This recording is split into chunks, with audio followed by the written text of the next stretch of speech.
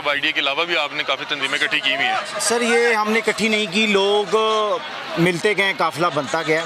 88 में सीएम साहब थे नवाज शरीफ, और वो तकरीबन हर ज़िले में जाया जाते थे, और वहाँ पे उनके पास जो सबसे ज़्यादा लोग आते थे सरकारी मुलाजिम होते थे। अब 6 फरवरी को मरीम नवाज साहिबा मीटिंग करती हैं लीव एनकेशमेंट पे सरकारी मुलाजमीन से कि जैसे ही 8 फरवरी को इलेक्शन हम जीतते हैं तो आपको लीव एनकेशमेंट दी जाएगी। ये सारे तकरीबन लोग उस टाइम सेक्रेटेरिएट के बाहर जमा थे, मैं भी उसका हिस्सा था। वो मीटिंग, वो वादा ही क्या जो इफ़ा हो गया। उसके बाद लीव एनकेशमेंट तो छोड़ें, जो सरकारी मुलाजमीन थे उनके गले पे छुरी फेर दी गई।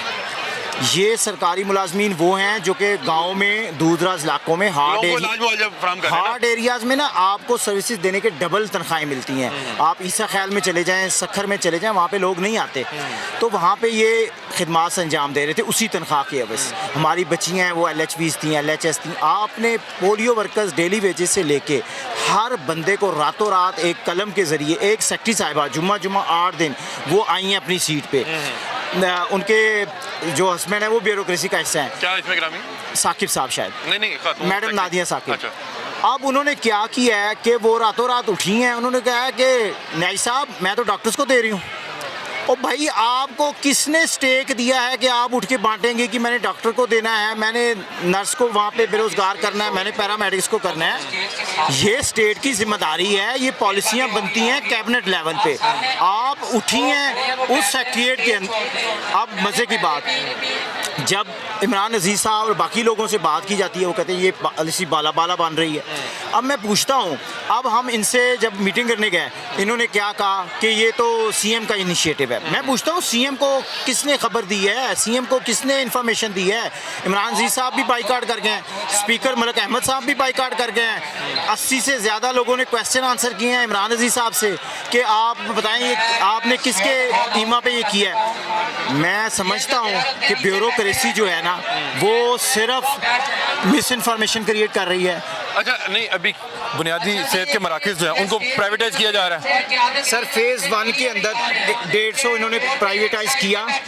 हम चुप हुए कि चलें पायलट प्रोजेक्ट है ये, इसमें सहूलतें दें और दे के लाएं। ठीक है, उसके लिए कम से कम 1 साल चाहिए। 1.5 माह हुआ है, आधे लोगों ने एप्लीकेशन दी, हमसे नहीं चलाए जा रहे। ठीक है, उनको फंड भी नहीं दी गए, तनख्वाहें नहीं दी गई।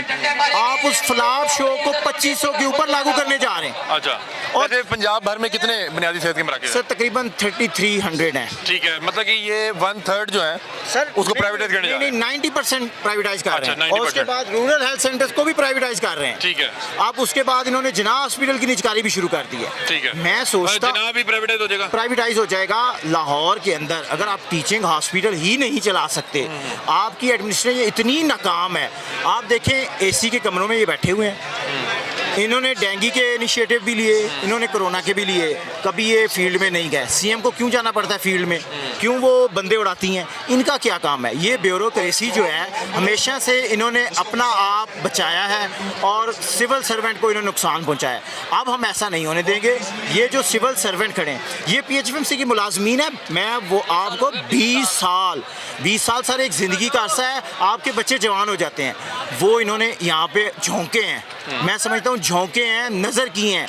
अब उनको आपने उठाया है, आपने कहा जून के बाद आपका कोई कॉन्ट्रैक्ट नहीं है, आप जाएं घरों को। नहीं, जो प्राइवेटाइज किया जा रहा है उसमें इसी स्टाफ के साथ कंटिन्यू क्यों नहीं किया जा रहा? यही तो बात है, हमने इनको यही कहा है कि आप कंटिन्यू करें। आपकी तख्तियाँ हम लगाते हैं, मरीम नवाज क्लिनिक हम लगाते हैं, आप वहाँ के स्टाफ को रिमूव ना करें। आप इन्हीं के साथ, ये है प्रोफेशनल लोग हैं, स्किल्ड लोग हैं। मैं ये समझता हूँ कि ना मरीम नवाज को थोड़ा सा नीचे आना पड़ेगा। सेक्रेटरीज ब्यूरोक्रेसी से थोड़ा नीचे आ जाएं, कोई बात नहीं। ये MS VCs के साथ मीटिंग्स होती हैं इनकी, ये इन गरीब मुलाजमीन के साथ कर लें। सर हम लीडर्स हैं, हम मीटिंग में नहीं जाएंगे, मेरे ये वर्कर्स जाएंगे।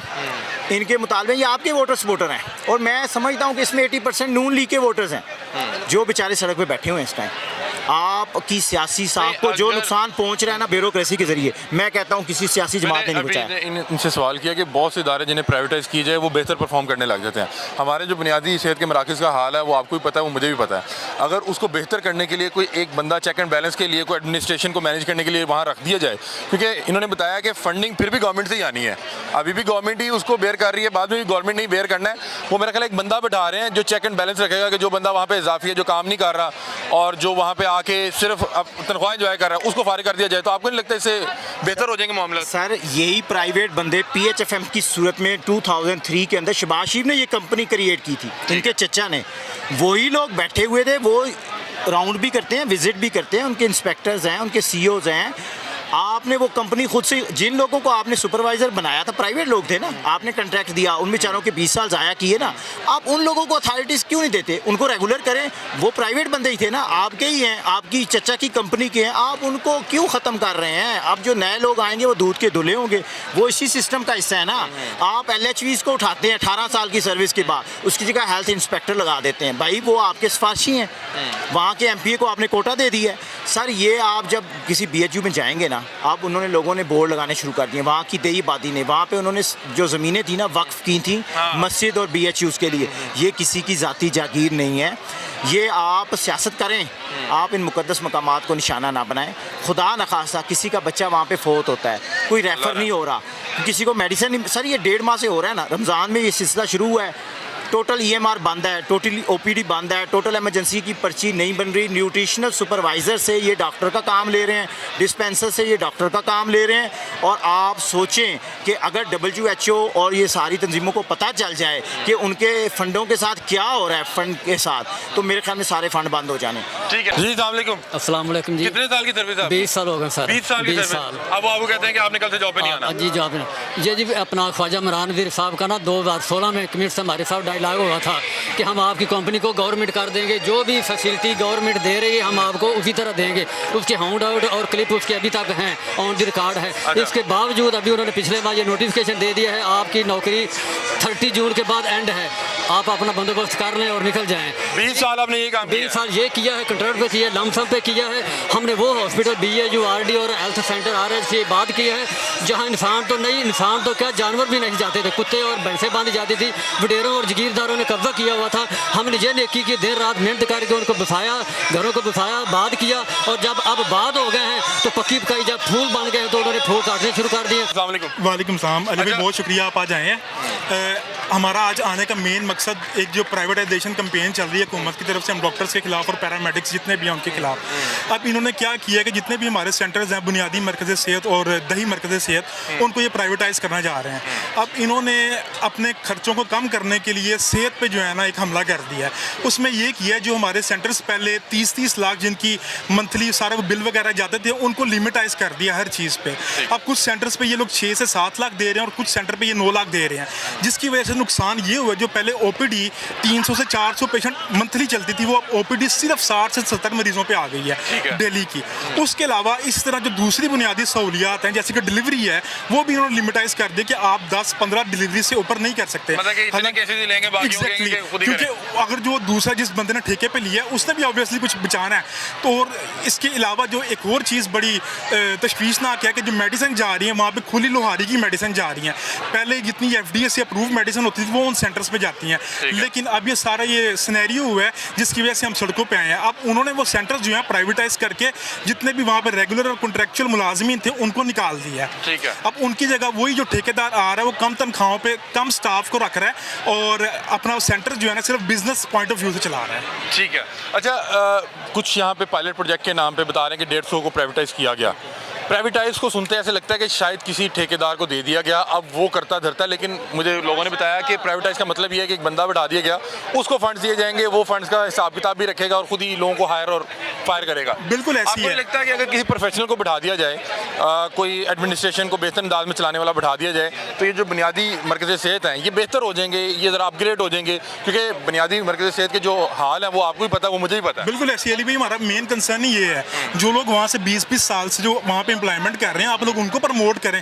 आप बजाय कि कल के जो न्यू अनएक्सपीरियंस लोग आए हुए हैं, आप उनको वो सेंटर वाले लेकिन 20 साल से जो लोग काम कर रहे हैं उन्होंने मतलब कि कितना का अपग्रेड कर लिया? कि मतलब कि आप बताएं कि आप अभी किसी बुनियादी मरकज़ सेहत में जाके रिलाई कर सकते हैं आप? मतलब अली भाई अपग्रेडेशन करना जो है ना गवर्नमेंट का काम है, वो हम एम्प्लॉयर्स का काम नहीं है। अब जैसे कि इन्होंने रिवैम्प किया ना, अब रिवैम्प करके बजाय कि आप डॉक्टर्स को दें, हमें जो वहाँ पे मुलाजमिन काम कर रहे हैं उनको मौका दें, मजीद काम करें, वो नए बंदों को ला के वो सारा उनके हवाले कर रहे हैं। और सारी हर चीज़ लिमिटाइज कर दी है। जो सहूलियात है वो भी, उनका भी फुकदान हो गया, जो OPDs हैं वो भी गिर गई हैं, सहूलियात भी हमारी कम हो गई हैं। अच्छा ठीक है, हमारे साथ और भी दो सभा मौजूद हैं और इनसे यहाँ पे ये तकरीबन 5-7 हज़ार के करीब लोग इकट्ठे हुए हैं और यहाँ पे बाकायदा तौर पे इन्होंने खैमे वगैरह लगा लिए हैं।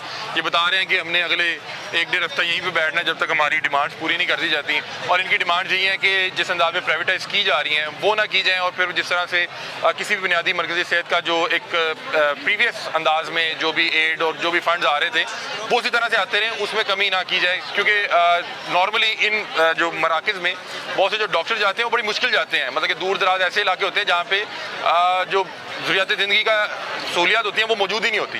तो बाकी निजकारी ठेकेदारी निज़ाम